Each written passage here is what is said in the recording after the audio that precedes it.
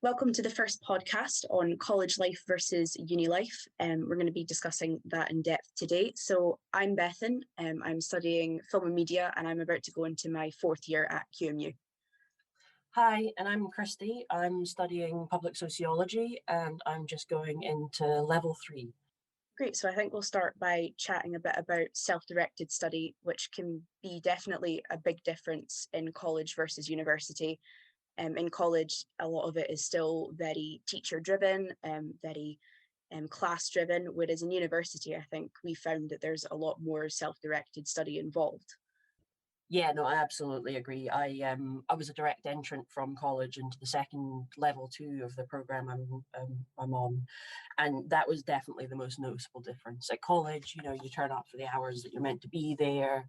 You probably do a little bit of reading at home or a little bit extra, but it's mostly all given to you, in that classroom setting. And I suppose that's the other thing, the big difference about self-directed study is things were always given to me in college, so I'd always had printouts and things handed, whereas, with the university, it's much more, here's maybe a list of things, you have to go away and find it yourself. So Yeah, definitely. I think a lot of it is we do still get handed materials at university, but a lot of it is here it is, go find it by yourself. Here's just either a link or a reference to it, but still go find it yourself, go read it in your own time, find your own interpretations, whereas college is a bit more kind of guided in that sense. You still get materials to read on your own, but you may get the lecturer's input or a bit more in-depth reason as to why you're studying that, whereas a lot of research in uni is going away and finding it yourself. You may have some materials to go off of, but there may not be as much depending on the assignment that you're doing. yeah, and that, maybe sounds a little not scary or challenging, but the good thing about it is that you can choose the whatever from the list that appeals to you the most. Like we're at university, we're not, there's obviously a curriculum that we're following, but you get to sort of pick and choose a little bit and follow your own interests a little bit more. And I think obviously that's one of the really enjoyable things about being at uni, is following what you find interesting personally. So yeah, that's something I've really enjoyed. And I would say I think you get definitely, used to it really quickly as well. yeah. I think Yeah, after no, the you do, first point. absolutely. No, I know, I agree with it. Like, and you, even though it feels different at first, all of the everything's set up to help you succeed at uni. All the resources are there, all the lecturers are there. There's lots of support in lots of different ways. So as long as you just sort of try and get engaged, then I think it can work well. But yeah, I was going to say as well something about the sort of self-directed study in terms of being different from your college and uni experiences is timetable as well. Is that college, you're attending class, however many days a week, usually, number of hours.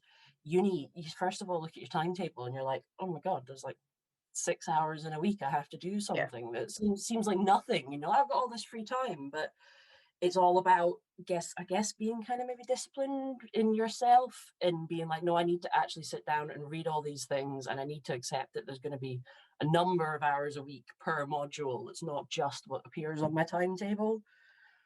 Yeah, I think that was one of the stranger things to me coming into uni was people that were older than me or had been at uni for longer talking about how little free time they had. And I always found that confusing because when I first got my timetable, when I first started, I was like, I'm only in class like 4 times a week. I don't understand how these people have no free time. But once you actually get into the meat of your year and the meat of your course, it's very different, I think. And then you realize just how little free time you have because a lot of it is spent at home studying or maybe doing extracurricular things or maybe working as well, and all that kind of builds up. So it may seem overwhelming, but having, again, as you said, a kind of timetable and pacing yourself, that definitely helps a lot, I think. I think you're right as well, that thing about particularly when you first start the semester, it feels like there's not much happening. I think certainly I arrived and you're all excited and you're like, I'm going to give it my all. And then it feels like there's not very much going on at first. And I think actually what reflecting on the start of when I first started was, I think I wish I'd maybe spent that time looking more at, like, for example, exploring the handbook, like the class handbook, and just sort of doing a couple of readings. I think at first you're kind of unsure because you're like, well, I don't know what any of this is. I don't know what it relates to. But looking back now, I think if I'd maybe picked 1 or 2 readings out, just for the sake of it, and then you never know, by the time it comes to the tutorial, you're like one step ahead because you've already read the thing, you know, that gets set by the lecturer or the teacher or whatever. So Mm. yeah, that's maybe a wee tip for people to check out.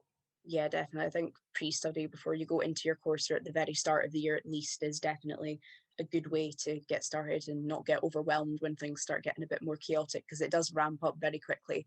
As you said, like at the start, you may be feeling like there's nothing going on, but within about 2, 3 weeks, when assignments start creeping up, it definitely feels a lot more, and it can be a bit daunting. But I think, as you said, just getting a bit studying early or getting to kind of know the campus a bit is probably your best bet. Yeah, absolutely. And I suppose what we're just talking about there kind of leads into what we were thinking of talking about next, which is regarding finding resources. Mhm.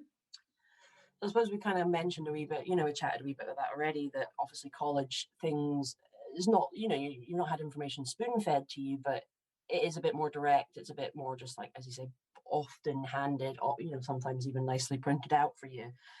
Whereas university, you're more likely to get a list, which often, lists will appear in like, your handbook, which I found quite handy for some modules just to keep myself look at what I could be looking up. But yeah, what was your experiences when you first had to deal with finding resources or Yeah, especially at QMU, I think there's a lot of, it's again overwhelming. I think there's a lot, it's kind of got a bit better recently, I think, but at the start there was lots of different websites, there was lots of different resources that QMU use. There's your portal, there's the hub, and there's the student union website, places like that. So it can be a bit confusing where to go. And there's also the library website too. But in terms of resources, your main things you're looking for are the hub, um, Talus, the library in general, both on campus and online, and Google Scholar is another good resource as well. I think those are the best ones for looking for references for your assignments.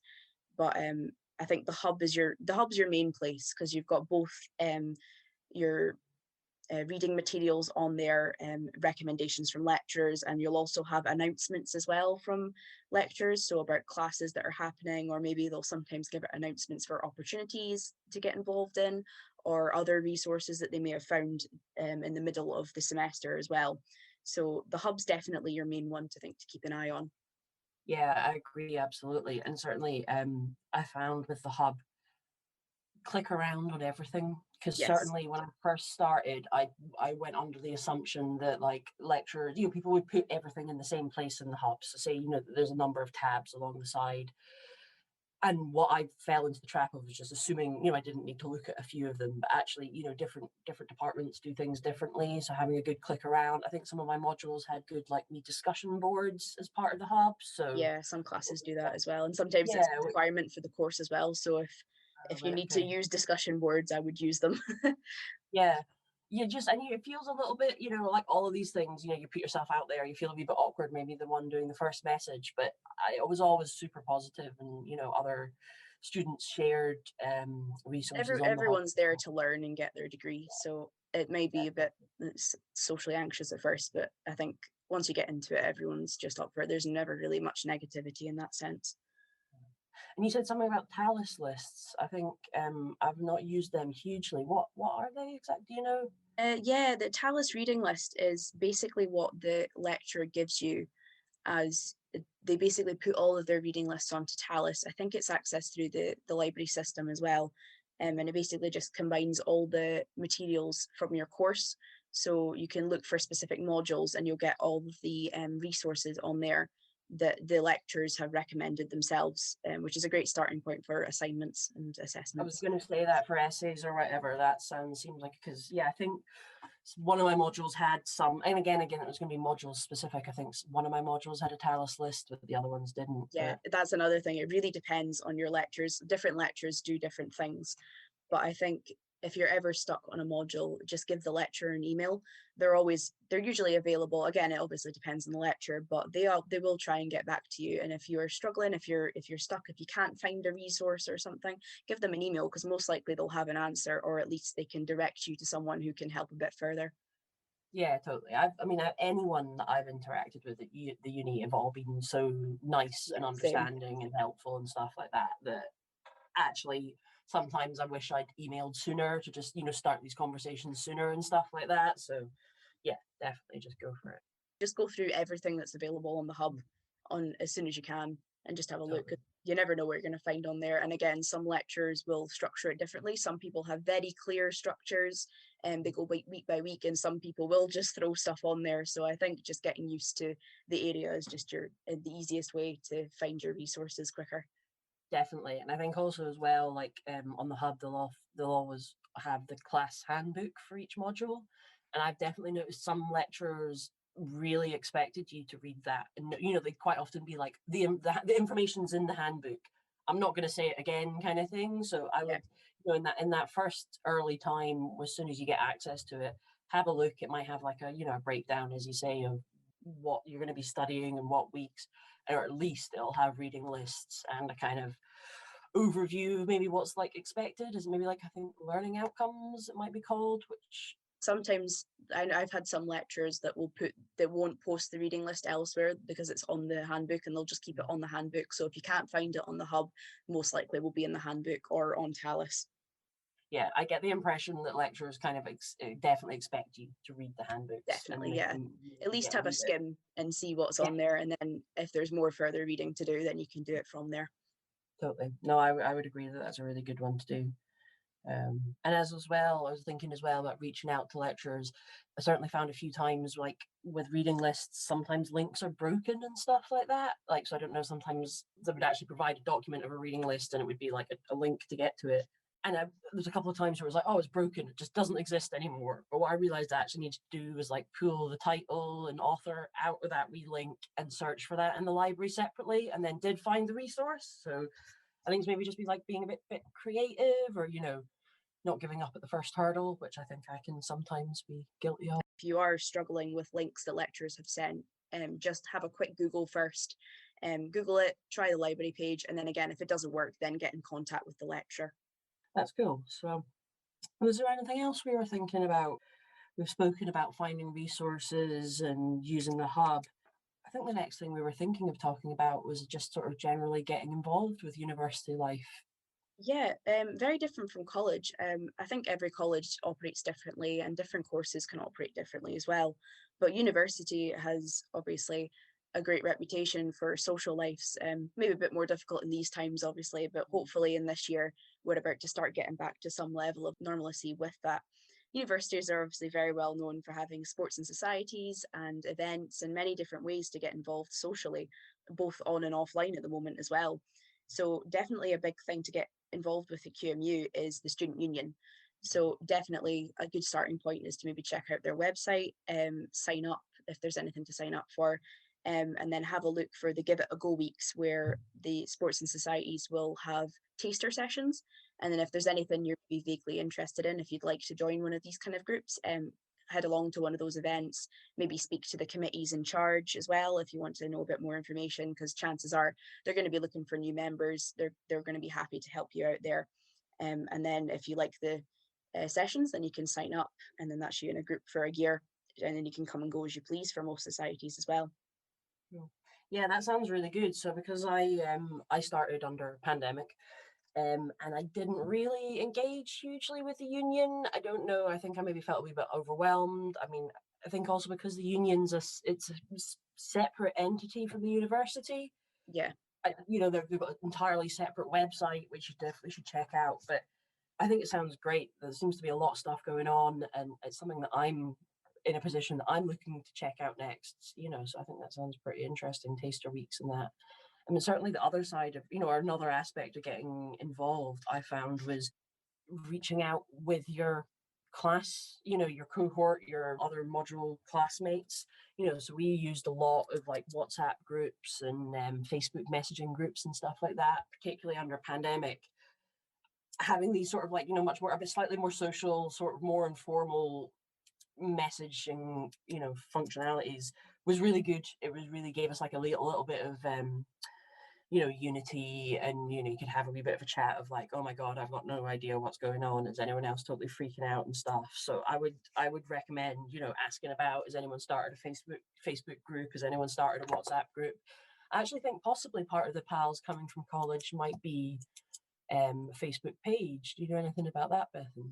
Yeah, I believe there's a Facebook page being made up by a couple of our PALS leaders that will be running the page. So it's definitely going to be student led, it's going to be student accessible.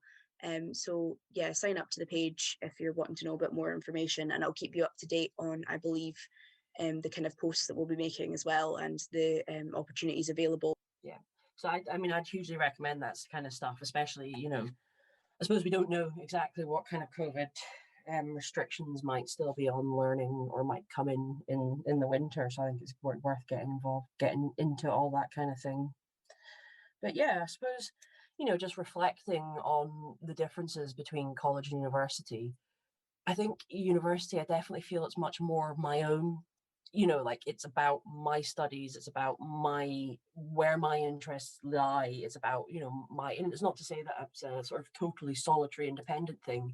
I mean that more as a kind of good thing. Like yeah, it makes me feel hugely engaged and quite excited for the next few years of study actually. Like looking at modules they've got in later years and stuff, it can feel slightly scary in terms of difference. You feel like you don't know what's going on, but 1000% I would say just reach out and ask people. Everyone at QMU has just been unbelievably helpful, just so helpful and kind and understanding, because it just genuinely seems that everyone's here because they want to learn or they want to be engaged in learning and teaching. So The yeah. benefit of a small campus as well is everything's very close together. There's not an overwhelming amount of lectures per course, so you'll tend to get to know at least most of them somewhat, and they'll make themselves available to you through email and through meetings if needed as well. So definitely, as we said, if you're struggling or if you need a bit of extra support, just reach out to people.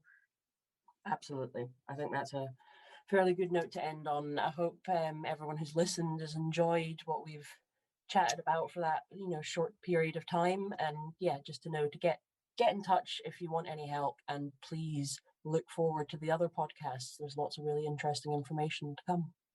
And thank you, Bethan, for that conversation. I've enjoyed chatting with you. I've enjoyed it as well. Cool. Okay. Bye bye.